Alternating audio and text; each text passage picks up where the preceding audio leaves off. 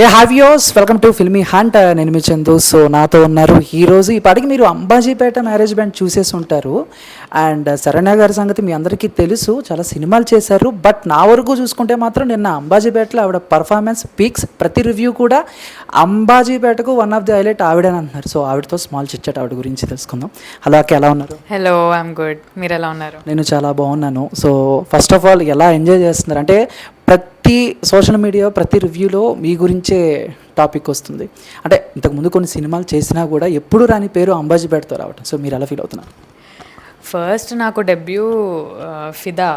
So ఆ సినిమాతో అందరు నన్ను ఒక వదినలాగా, ఒక అక్కలాగా, రేణుక అనే పేరుతో ఈ రోజుకి కూడా గుర్తుపెట్టుకొని ఉన్నారు. ఇళ్ళల్లో వాళ్ళ ఇళ్ళల్లో అమ్మాయిలాగా. అండ్ దాని తర్వాత చాలా మూవీస్ వచ్చాయి. నిన్న అంబాజీపేట ప్రివ్యూలో నేను ఎక్స్పీరియన్స్ చేసింది నేను ఇప్పటివరకు ఎప్పుడు ఎక్స్పీరియన్స్ చేయలేదు.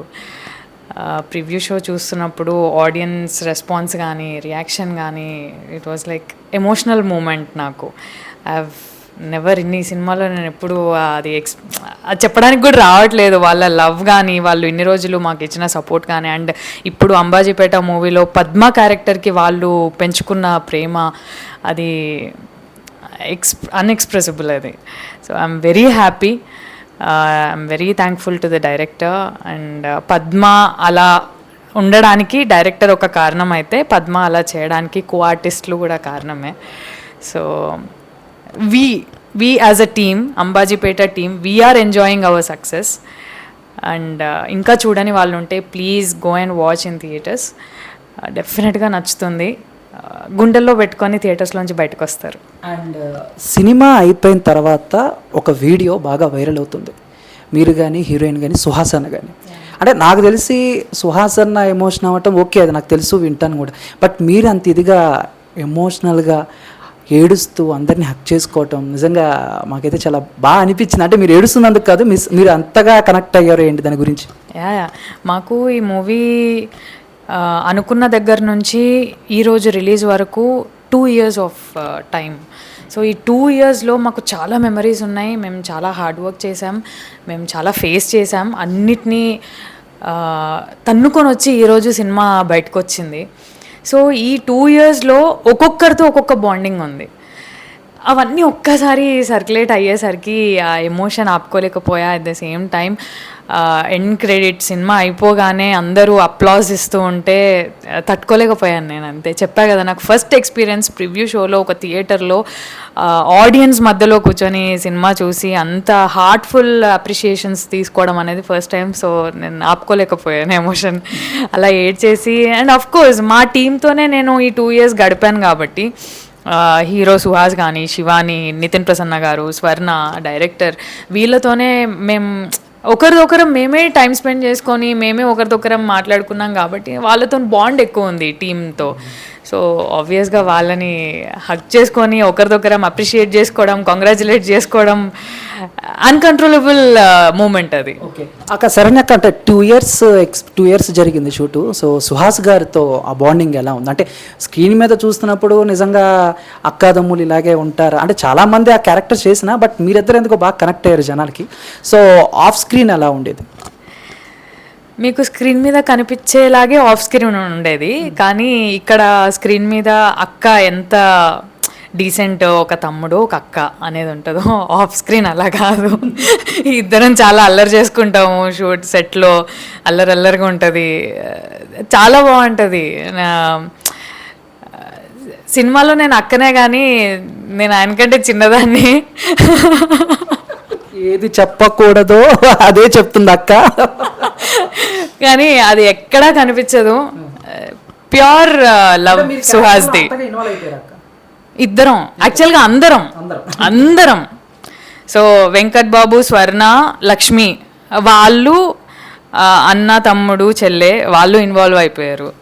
నేను, పద్మ అండ్ మళ్ళీ వాళ్ళు ఇన్వాల్వ్ అయిపోయారు. అక్కడ మీరు నటించారు అనడానికి స్కోప్ లేదు, ఎందుకంటే మేము ఆఫ్ సెట్స్ కూడా అలాగే ఉండేవాళ్ళం. ఆఫ్ కెమెరా అయినా కూడా మళ్ళీ ప్యాకప్ అయిపోయిన తర్వాత హోటల్ రూమ్స్కి వెళ్ళిపోయినా కూడా we use to have lunch together, we use to have dinner together, breakfast together. ఇంత టైం స్పెండ్ చేసిన తర్వాత అక్కడ ఆర్టిఫిషియాలిటీ అనే దానికి ఛాన్సే లేదు.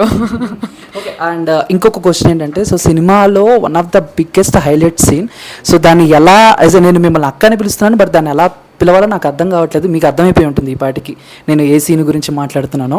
సో కొంచెం న్యూడ్స్ ఆ టైప్లో, సో ఎలాంటి జాగ్రత్తలు తీసుకున్నారు? సో అంటే ఫస్ట్ టైం డైరెక్టర్ మీకు ఎక్స్ప్లెయిన్ చేసినప్పుడు ఎలాగా ఫీల్ అయ్యారు అండ్ సెట్స్లో ఎలాగా అనమాట? ఆ పర్టికులర్ సీన్కి నాకు ఫస్ట్ నరేషన్ ఇచ్చినప్పుడు నేను మా హస్బెండ్ ఇద్దరం విన్నాము నరేషన్. యాక్చువల్గా ఆ సీన్కి one of the biggest pillar నా సపోర్ట్ సిస్టమ్ అంటే మా హస్బెండే. సో ఆయన నాకు ధైర్యం చెప్పకపోయారంటే మేబీ నేను ఆ స్టెప్ తీసుకునేదాన్ని కాదేమో, ఆలోచించేదాన్నేమో మేబీ.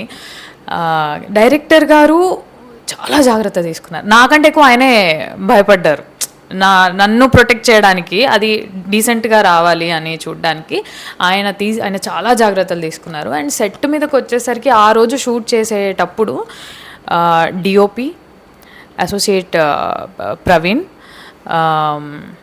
డైరెక్టర్ గారు, కాస్ట్యూమ్ డిజైనర్ ఒక అమ్మాయి, వీళ్ళు నలుగురు, అండ్ షార్ట్లో నితిన్ గారు ఉన్నారు కాబట్టి ఆయన 5 తప్పితే సెట్లో ఎవరు లేరు. సో వాళ్ళ కోఆపరేషన్ ఐఎమ్ వెరీ థ్యాంక్ఫుల్. నాకు ఎలాంటి ఇబ్బంది అనే ఫీలింగ్ రాకుండా నేను ఆ సీన్ పర్ఫామ్ చేయగలిగాను. అది మీకు న్యాచురల్గా అనిపించింది అంటే డెఫినెట్లీ అది వాళ్ళే. అంటే ఒక అమ్మాయి అలా కనిపించాలి అంటే ఆ షై ఫీలింగ్ కానీ ఆ ఇబ్బంది కానీ అది కొంచెం మొహం మీద కనిపించినా కూడా నాకు ఆ మూమెంట్లో నేను చేయలేకపోతున్నాను, నేను ఇబ్బంది పడుతున్నా, వాళ్ళు ఉన్నారు వీళ్ళు ఉన్నారు అని నేను ఫీల్ అయినా కూడా బిస్కెట్ అయ్యేది ఆ సీన్. సో నాకు ఆ కంఫర్ట్ జోన్ ఇచ్చారు వాళ్ళు. జస్ట్ బికాస్ ఆఫ్ దెమ్ ఆ సీన్ అలా వచ్చేసింది అంతే. బేసిక్గా ఇలాంటి సీన్లన్నీ కూడా తెలుగు అమ్మాయిలు చేయటానికి చాలా ఆలోచిస్తారు అక్క, బట్ మీరు అంత గట్స్తో చేశారు అని అంటే యాజ్ ఎ హస్బెండ్ సపోర్ట్ వల్ల. సో స్టోరీ చెప్పడానికి అక్కడ తీయటానికి ఏమన్నా డిఫరెన్స్ అనిపించిందా లేకపోతే ఏంటి? లేదు, డైరెక్టర్ గారు దుష్యంత్ చెప్పింది తీసి చూపించారు. హీ హ్యాస్ క్లారిటీ, నేను ఈ సీన్ ఇలా తీస్తా, మీకు ఇబ్బంది అవ్వదు, తీసినాక మీరు చెప్పండి ఒక మాట అని ఆయన ఎలా చెప్పారో నాకు ఇబ్బంది అవ్వకుండా, నేను ఇబ్బంది పడకుండా సీన్ తీసి చూపించారు అంతే.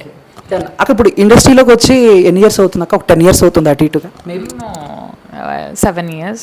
7 yearsలో సరైన గారు ఎన్ని మూవీస్లో యాక్ట్ చేశారు అంటే కౌంట్ ఏం చెప్తారు? అప్రాక్సిమేట్లీ ఒక 10-11 చిన్న చిన్న 15 దాకా ఒక 10 ఎప్పుడు కౌంట్ చేయలేదు ప్రాపర్గా. ఒక 10 to 15లో మీకు బ్రేక్ ఇచ్చిన సినిమా ఏదంటే ఏం చెప్తారు? ఫస్ట్ ఫిదా, అది నా డెబ్యూ, అది ఎక్కడికి పోదు, అది అక్కడే ఉంటుంది. నేను ఆ సినిమా వల్లే ఈరోజు నేను ఈ మైక్లో మీతో మాట్లాడగలుగుతున్నా. తర్వాత అంబాజీపేట మ్యారేజ్ బ్యాండ్, ఆ సినిమాతో నాకు వచ్చిన ఒక ఫస్ట్ డెబ్యూ పర్ఫార్మర్గా నన్ను ఎట్లయితే ఇంట్లో అమ్మాయిగా ట్రీట్ చేశారో, మళ్ళీ నాకు ఆ ఫీల్ అంతకంటే ఎక్కువ లవ్ చూపించింది అంబాజీపేట మ్యారేజ్ బ్యాండ్లో పద్మ క్యారెక్టర్ వల్లే. ఓకే అక్కడ నెక్స్ట్ అప్కమింగ్ మూవీస్ ఏమున్నాయి మీవి? ఏం చేస్తున్నారు ఏంటి? చిన్న అప్డేట్ ఏమైనా ఇస్తారు? ఎందుకంటే చాలా పాన్ ఇండియా మూవీస్ ఉన్నాయి అండ్ నేను కొన్ని విన్నాను సరైన గారు కొన్ని సినిమాలు యాక్ట్ చేస్తున్నారని, అది అంతవరకు కరెక్ట్? ఏమన్నా చిన్న హింట్ ఫ్యాన్స్ కోసం? నెక్స్ట్ భామా కలాపం 2 వస్తుంది, Feb 16th OTT release. So ఇది అయిపోయింది, దీని సక్సెస్లో ఉన్నప్పుడే అది కూడా వచ్చేస్తుంది. So I'm very excited. Okay and last question అక్క, సో అంటే అంబాజీపేటకు కానీ యాజ్ ఎ తెలుగు అమ్మాయిగా సరైన గారు తీసుకున్న ఫస్ట్ రెమ్యునరేషన్ ఎంత? అది మాకు డైరెక్టర్ గారికి మధ్యలో ఉంటుంది. ఇదే మొక్క సుహాసన్ అడిగితే చక్కగా చెప్తారు అక్క ఏం చేశాడు ఎంత తీసుకున్నాడు అని చెప్పేసి. అన్నా దాన్నా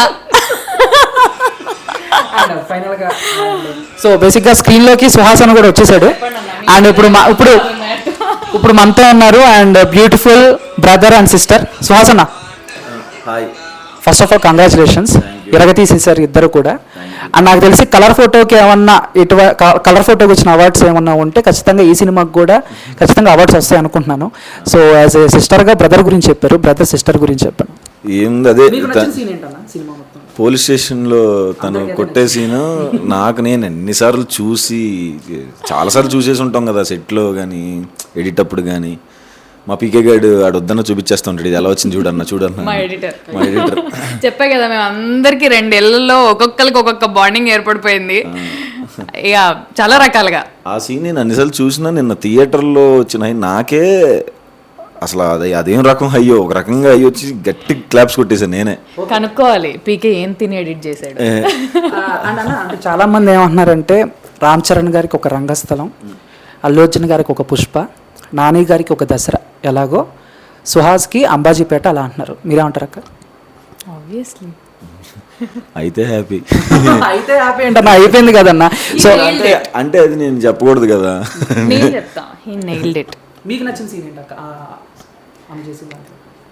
నేను నన్ను పడుకోబెట్టినప్పుడు ఏడ్చాడు కదా ఆ సీన్. నేను ఆ సీన్ జరుగుతున్నప్పుడు కట్ ఎప్పుడు చెప్తారా, కళ్ళు తెరిచి ఎప్పుడు చూడాలా, ఎప్పుడు హక్ చేసుకోవాలా అని వెయిట్ చేసా. ఆ scene single take, long take. అది ఎంతసేపు కట్ చెప్పకుండా ఉన్నారో అంతసేపు ఏడ్చారు ఈయన. అయితే ఇట్లా ఈగర్గా వెయిట్, నేను కదలొద్దు, కళ్ళు అటు ఇటు తిప్పొద్దు, కట్ చెప్పండి అని కూడా నేను అనే అంత వచ్చింది. I want to see him. నాకు ఆయన ఏడుస్తుంటే నేను కళ్ళు మూసుకున్నప్పుడే నాకు ఆయన కనిపిస్తున్నారు. నాకు ఆయన చూడాలి, హక్ చేసుకొని అప్రిషియేట్ చేయాలి, how did he do this అని. ఐ వాజ్ వెయిటింగ్ అప్పుడు. ఇంకోటి క్లైమాక్స్లో ఏమన్నా పవన్ కళ్యాణ్ గారి సిద్ధాంతం ఫాలో అయ్యారా? అంటే యుద్ధం అంటే శత్రువుని చంపడం కాదు, ఓడించటమే, ఆ టైప్లో ఏమన్నా ఫాలో అయ్యారా? మాకు అలాగే అనిపించింది, ఎందుకంటే విలన్ని చంపరు, అలా పెడతారు ఊరు మధ్యలో. సో ఏంటి అంటే అదే విలన్కి కూడా గుండు కొట్టేస్తాం కదా. సో అది మరి డైరెక్టర్ ఏమనుకున్నాడు, మాకైతే హై వచ్చింది. సో రాసింది అతను కాబట్టి. సో ఓవరాల్గా ఇద్దరు బాగా సక్సెస్ని ఎంజాయ్ చేస్తున్నారు. ఎస్. సో కంగ్రాచులేషన్స్ ఇద్దరికి కూడా. సో ఇంకా మంచి సినిమాలు చేయాలక్క. So thank you so much. Thank you.